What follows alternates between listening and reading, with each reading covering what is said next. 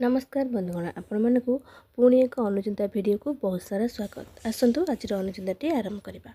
प्रथमे घरे जदि कौन लोक रोगग्रस्त रहता तेबे महामृत्युंजय मंत्र जप करने सहित शिवलिंग रे कंचा क्षीर अर्पण करने द्वारा समस्त रोग दूर होता है। 2 विद्यार्थी माने अधिक समय शोइबा उचित नुहे, यह तांको पई कल्याणकारी होई न थाए। 3 कौनसी शोइथिबा लोकंकु केबे भी अचानक उठाइबा उचित नुहे, यह अशुभ और अमंगलकारी होइथाए। 4 सूर्यंक पूजारे टगर फूल व्यवहार करने उचित नुहे, सेहीपरि माता दुर्गा को अरख फूलरे पूजा करने अनुचित। 5 केबे भी भंगा खट और अइंठा मुहरे शोइबा उचित नुहे, यह अशुभ होइथाए एवं दरिद्रता प्राप्त होइथाए।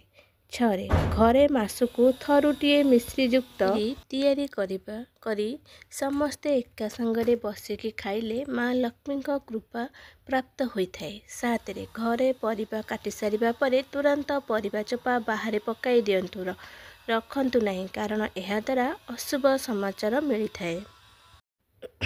जदि परिवार समस्त लोक कुआड़े बाहर को जाउछंती तेबे एका साथी बाहर को बाहरंतु नहीं। आग पछ होई बाहर को बाहरिले सम्मान रे वृद्धि होइथाए। 9 तकिया तले रसुण रखी शोइबा द्वारा सर्दी एवं ज्वर कम हेबारे साहाय्य करिथाए एवं शरीर को भूताणु जनित समस्या रक्षा करिबारे मध्य साहाय्य करिथाए। 10 घरर पश्चिम दिगरे केबे भी रोषेई घर करने उचित नुहे, यह द्वारा अଯଥା खर्च वृद्धि होइथाए एवं अभावग्रस्त हेबार संभावना वृद्धि होइथाए।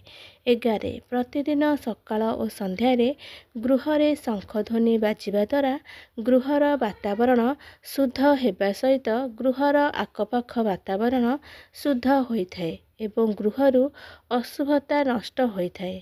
12 जो व्यक्ति पतला अछंती सेमाने रातिरे शोइबा पूर्वरु गाई क्षीर खजूरी मिसाई सेवन कले ओजन वृद्धि होइथाए। 13 केशरे नियमित रूप से राशि तेल लगाइबा द्वारा चुटी केबे भी धला होई न थाए एवं केश मध्य झड़ी न थाए। 14 जदि आपणकर बारंबार छुआ नष्ट हेउथाए तेबे आपण नियमित रूप से तुलसीर मंजी सेवन करंतु एवं अत्यधिक ठंडा पानी किंबा फ्रिज पानी ठारू दूरेई रुहंतु। 15 ब्रेस्ट कैंसर रक्षा पाइबापी हेले शरीर मोटापण बा अधिक ओजन को ह्रास करंतु, किंतु मन रखिबे शरीर ओजन को पूरा कमेइबे नहीं।